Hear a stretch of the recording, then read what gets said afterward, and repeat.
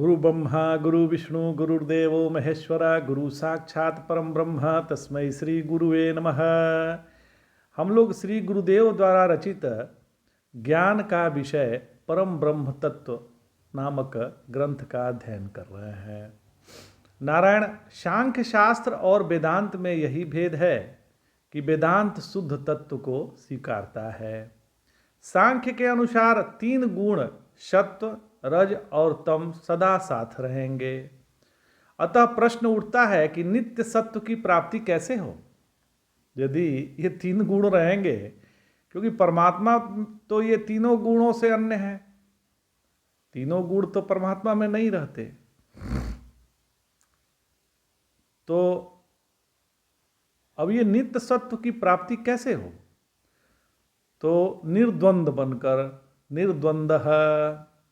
निर्द्वंद का अर्थ है कि सुख दुख शीत उष्ण आदि से इष्ट और अनिष्ट की भावना को हटाना।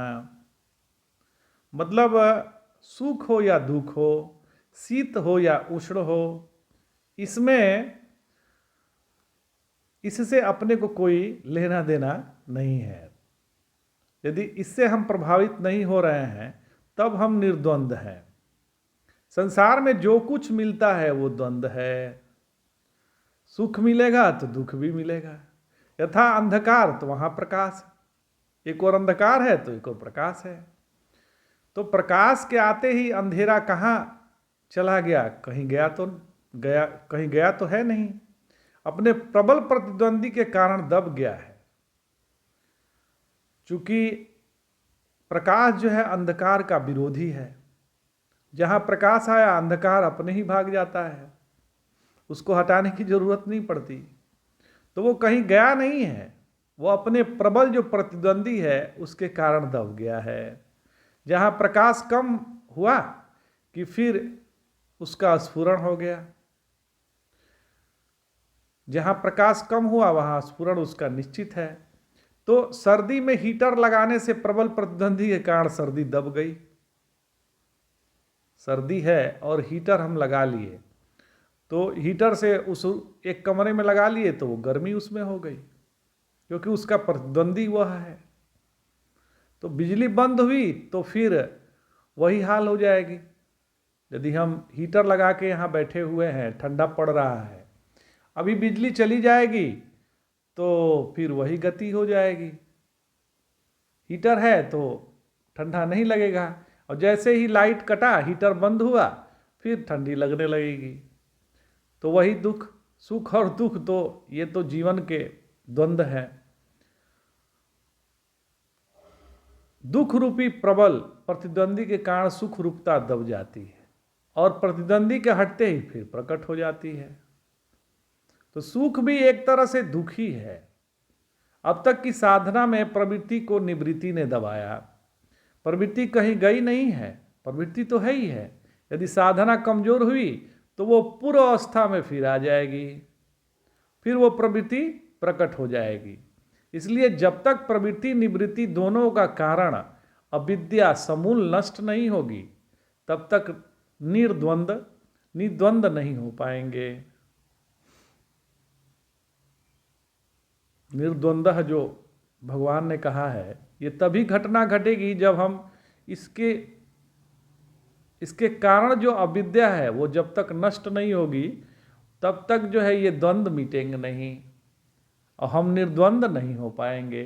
तो सारे द्वंद्वों से रहित होने के कारण बड़ी धृति की अपेक्षा है। तो नारायण धृति क्रम में आती है।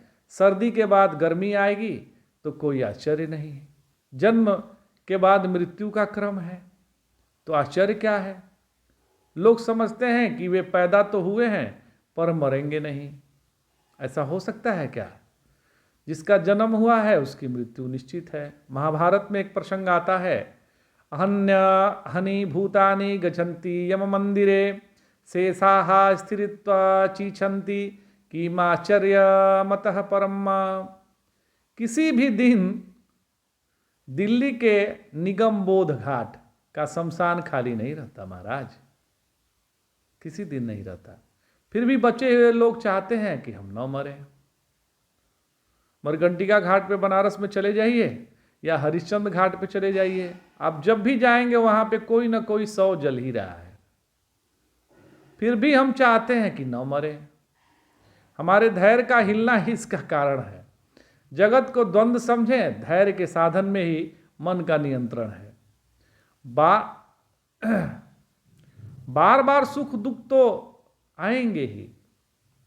पुत्र की उत्पत्ति होगी तो मृत्यु भी हो जाएगी।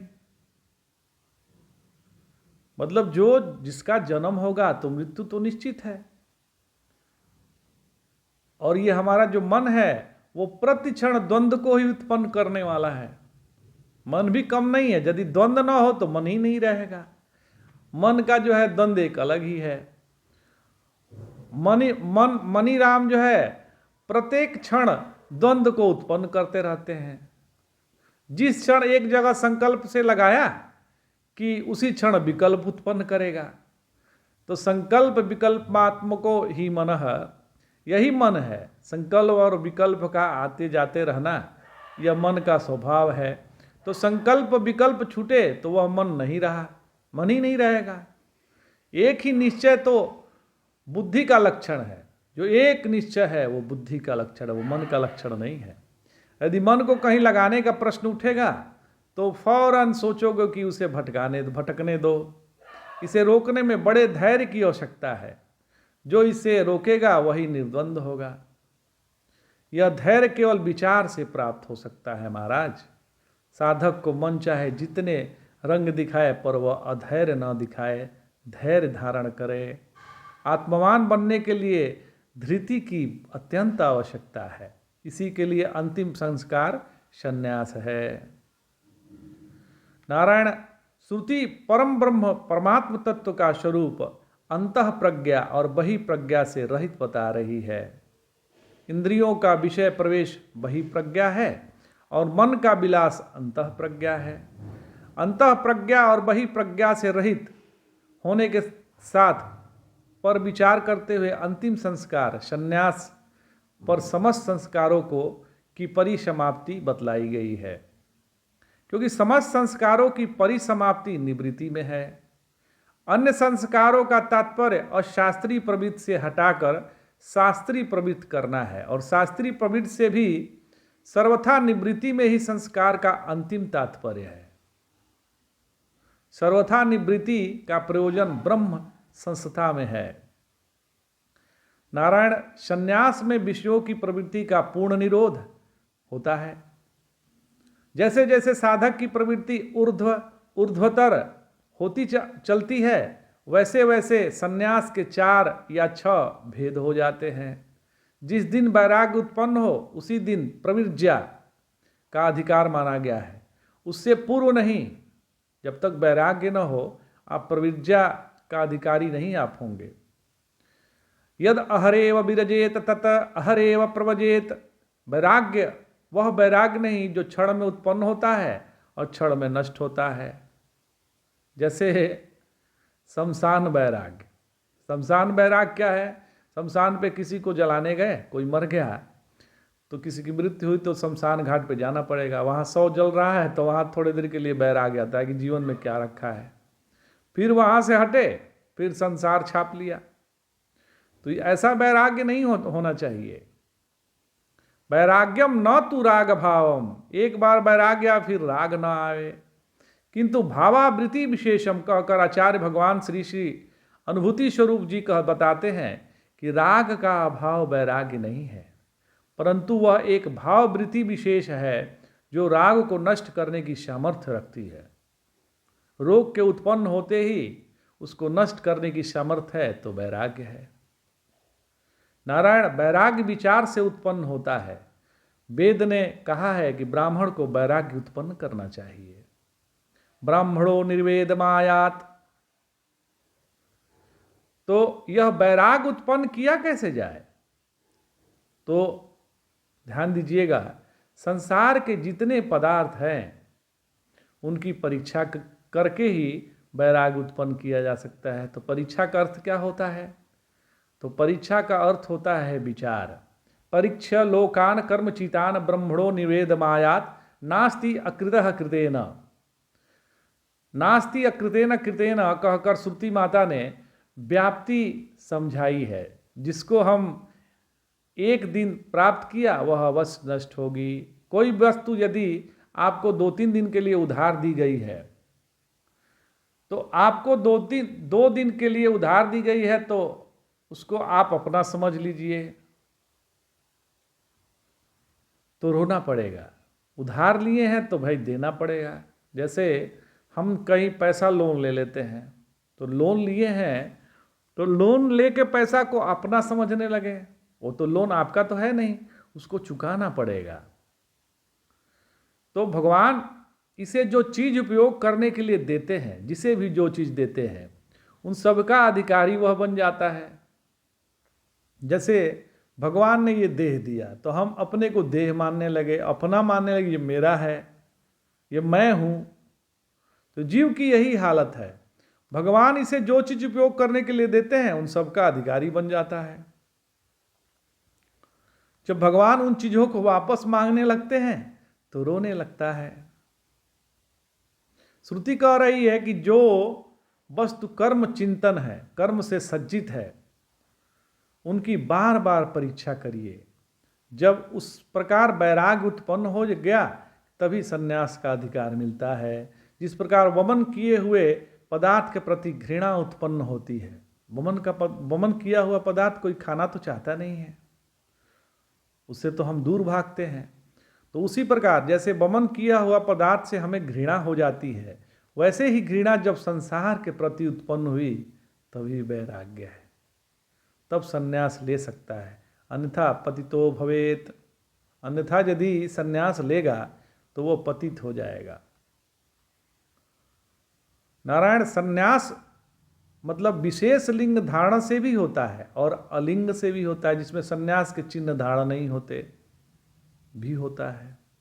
श्रुति ने यह भी कहा कि प्रविज्ञा लिंग पूर्वक ले या अलिंग ले। आचार्य भगवान श्री सुरेश्वराचार्य जी ने कर्माधिकार विच्छेदी शब्द का प्रयोग ज्ञान के लिए किए हैं। जब ज्ञान में से कर्माधिकार का अंत हो गया तो व्युत्थान संन्यास में अधिकार का नियम कैसे बनेगा? क्योंकि संन्यास मैं लेता हूं, मैं संन्यास लेता हूं, यह भी कर्तृत्वाभिमान है, यह भी अभिमान है। यदि सन्यासी कहता है कि मैं सन्यासी हूं तो यह भी उसका अभिमान है महाराज, वो सन्यासी थोड़े है। इसका मतलब उसने अपने आप को देह मान रखा है, अपने आप को वो देह मानता है कि मैं यह देह हूं, इसका सन्यास हुआ है। सन्यास का तात्पर्य यह नहीं है। कर्तृत्वाभिमान खत्म होने से अलिंग सन्यास का अधिकार शास्त्र ने सभी को बताया है। भगवान श्री वेद व्यास कृत महाभारत में कथा आती है कि जंगल में युधिष्ठिर को विदुर का शव मिला तो आकाशवाणी ने कहा, यति धर्ममावाप्तो अशो, यह विदुर है, यति है। यति मतलब वो सन्यासी ही है। भो भो राजन न दग्धख्यम एतदम विदुर संज्ञकम, विदुर नाम के इस शरीर का मत जलाना, यह व्यक्ति यति धर्म को प्राप्त कर गया, इसके लिए सोच मत करो, उसको जलाना नहीं है। इसलिए आप देखे होंगे कि सन्यासी का देह जलाया नहीं जाता है। इसलिए आचार्य भगवान श्री नीलकंठ जी ने अपने टीका में लिखा, श्रुदयोनो शूद्रयोनो जाता नामपि यति धर्मस्ति इति दर्शितम। ब्रह्म संस्था प्राप्त करके उसके कर्म के अधिकार का विच्छेद हो गया। प्रायः शास्त्र मोक्ष में सबका अधिकार निरूपण करते हुए भी उपाय भेदों को स्वीकार करता है। अतः सर्वकर्म संन्यास पूर्वक ज्ञान का अधिकार सबको है, क्योंकि वैराग का अधिकार सबको है महाराज। कोई वर्ण विशेष नहीं है कि इन्हीं का अधिकार है। वैराग्य में तो ब्राह्मण का उतना ही अधिकार है, वैश्य ब्राह्मण हो, क्षत्रिय हो, वैश्य हो, शूद्र हो, उसमें सबका अधिकार है। ज्ञान का अधिकार तो सबको है। नारायण, यस्ते तानि सुगुप्तानि जिह्वोपस्थोदरम संन्यसेत, जिनके जिह्वा उपस्थ और उदर शुद्ध है वह संन्यास ले सकता है। कब ले? ब्रह्मचर्यादेव प्रवजेत। यजुर्वेद में यह मुख्य विकल्प है। गृहद्वा वनद्वा, यदि मुख्य विकल्प संभव न हो तो गृहस्थ आश्रम या वनप्रास्थाश्रम से भी संन्यास लेने का नियम कर दिया। गृहस्थ आश्रम में ही चाहे वनप्रास्थ आश्रम में जिस समय वैराग्य आ गया उसी समय संन्यास में जा सकता है। नारायण, जिह्वा का नियंत्रण रसेंद्रिय का नियंत्रण है। जिह्वा के वशीभूत होकर मनुष्य अन्न खाने में गड़बड़ करता है। जतम सर्वजिते रसे, उपस्थ का नियंत्रण का अर्थ है कि काम वासना को जीतना। उदर की शुद्धि का तात्पर्य है शारीरिक आवश्यकताओं के अधीन न रहना। देह का अध्यास तो अभी है परंतु साधक उसके अधीन नहीं है। तो आज इतना ही। जय जय शंकर, हर हर शंकर। थोड़ा गूढ़ विषय है, इसको थोड़ा अध्ययन करने में थोड़ा कठिनता तो होती है, लेकिन धीरे धीरे आत्मसात हो जाता है। जय जय शंकर। वो बिना गुरु कृपा के संभव नहीं है। हर हर शंकर।